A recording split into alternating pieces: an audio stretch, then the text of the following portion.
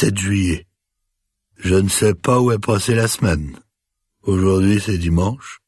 Je le sais parce que je peux voir par ma fenêtre les gens qui vont à l'église. Je crois que je suis resté au lit toute la semaine, mais je me rappelle que Madame Flynn m'a apporté à manger plusieurs fois.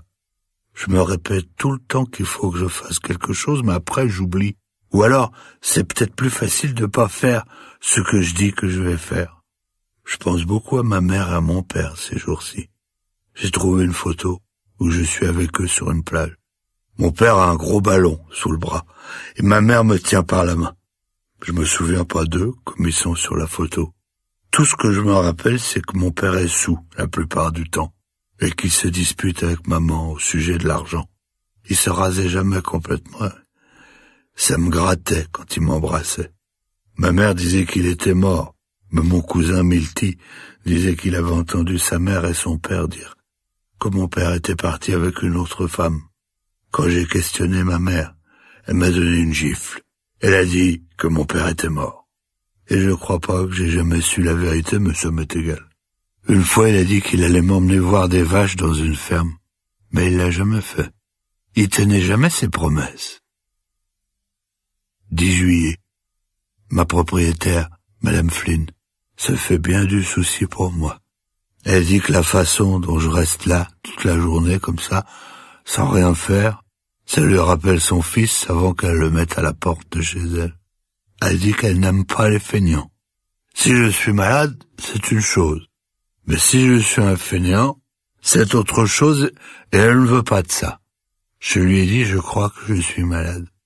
J'essaie de lire un peu tous les jours, surtout des histoires, mais des fois je suis obligé de relire plusieurs fois la même chose parce que je ne comprends pas ce que ça veut dire.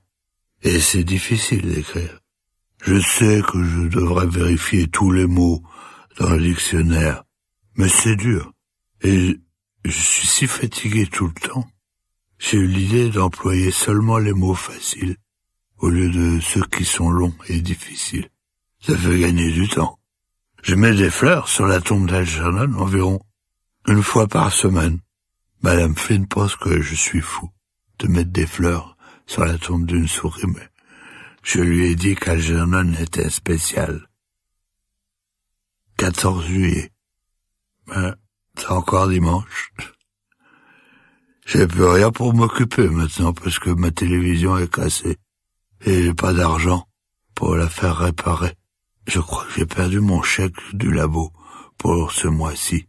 Je me rappelle plus. J'ai des maux de tête affreux. Et l'aspirine ne me soulage pas beaucoup.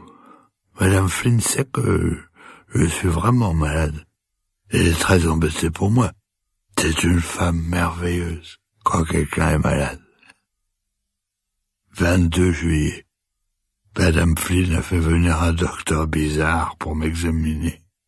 Elle avait peur que je meure. J'ai dit au docteur que je n'étais pas trop malade, mais seulement que j'oublie parfois les choses. Il m'a demandé si j'avais des amis ou des parents. J'ai dit non, je n'en ai pas. Je lui ai dit que j'avais eu un ami qui s'appelait Algernon, mais c'était une souris, et on faisait la course tous les deux. Il m'a regardé avec un drôle d'air, comme s'il pensait que j'étais fou. Il a souri quand je lui ai dit que j'avais été un génie. Il me parlait comme si j'étais un bébé. Il a fait un clin d'œil à Madame Flynn. Je me suis mis en colère et je l'ai mis dehors parce qu'il se moquait de moi, comme ils le faisaient tous avant. 24 juillet.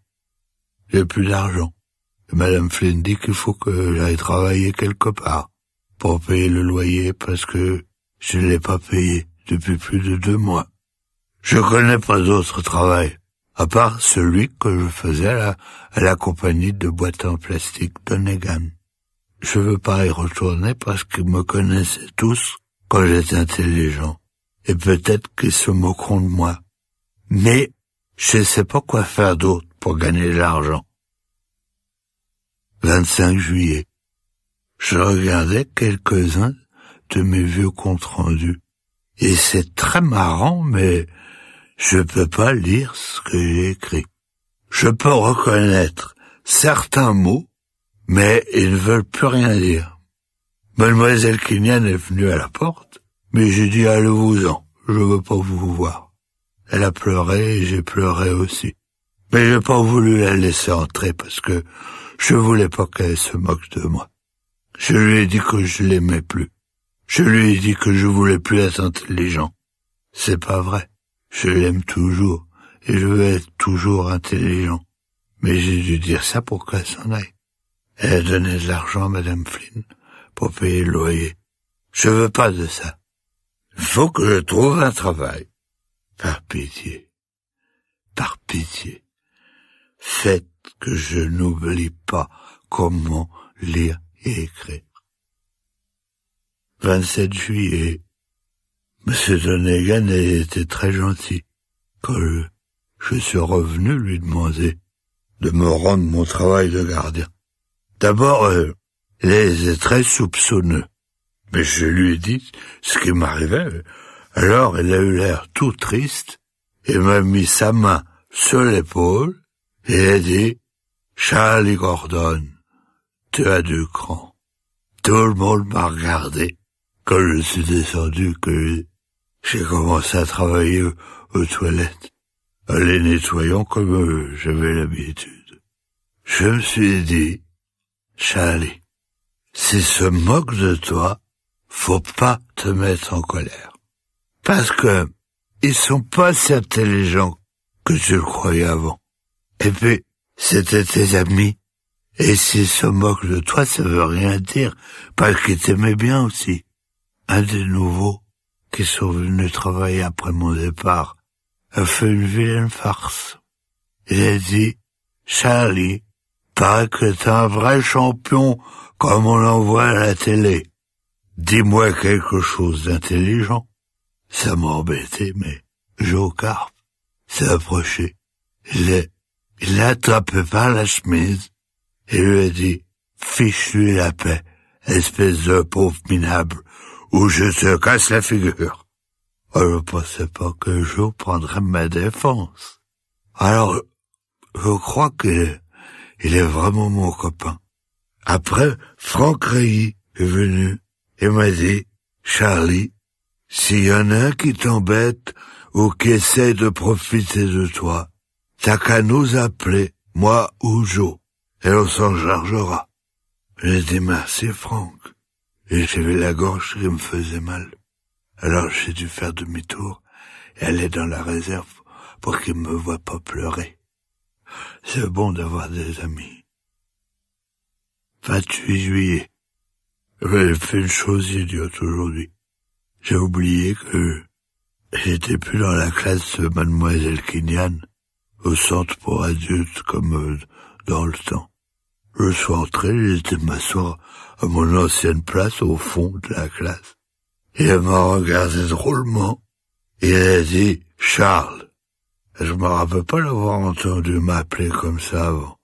Seulement Charlie. Alors, j'ai dit « Bonjour, Mademoiselle Kinian. Je suis prêt pour ma leçon aujourd'hui, mais j'ai perdu le livre de lecture que j'avais. » Elle s'est mise à pleurer, elle est sortie de la classe en courant. Et tout le monde m'a regardé. Et j'ai vu que ce n'étaient pas les mêmes élèves qu'avant. Alors, tout d'un coup, je me suis souvenu de quelque chose sur l'opération. Et comment j'étais devenu intelligent. Et j'ai dit, bon sang de bois. J'ai vraiment fait mon Charlie Gordon cette fois. Ah, je suis parti avant qu'elle revienne dans la classe.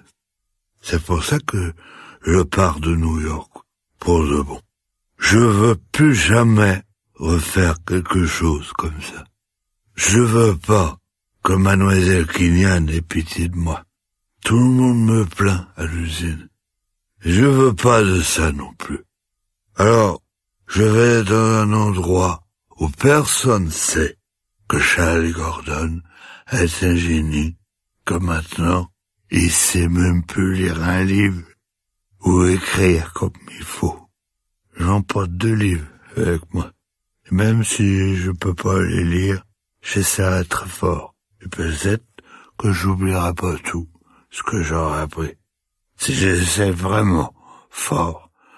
peut-être que je serai un peu plus intelligent qu'avant l'opération. Mais je n'ai pas de lapin. Et ma pièce porte-bonheur, peut-être que ça m'aidera. Si jamais vous lisez ces lignes un jour, mademoiselle Kenyan, me plaignez pas.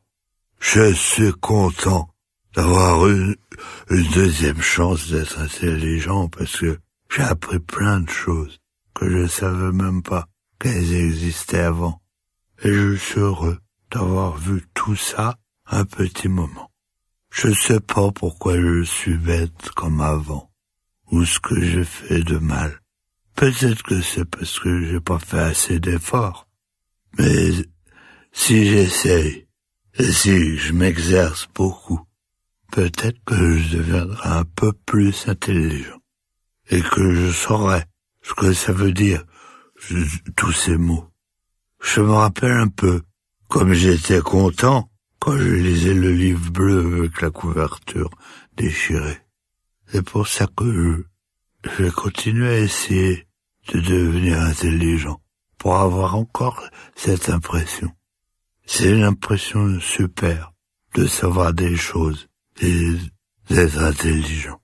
Je voudrais l'avoir maintenant, comme ça je m'assoirai et je lirai tout le temps. En tout cas, je parie que je suis la première personne bête au monde qui a trouvé quelque chose d'important pour la science. Je me rappelle que j'ai fait quelque chose, mais je sais plus quoi. Alors, je crois que c'est comme si je l'avais fait pour tous les gens bêtes comme moi. Adieu, mademoiselle Kenyan et Dr Strauss et tout le monde. Et PS, s'il vous plaît, dites au docteur Nemur de pas râler autant quand les gens se moquent de lui. Et comme ça, il aura plus d'amis. C'est facile d'avoir des amis. Ça laisse les gens rire de vous. Je vais avoir des tas d'amis là où je vais aller.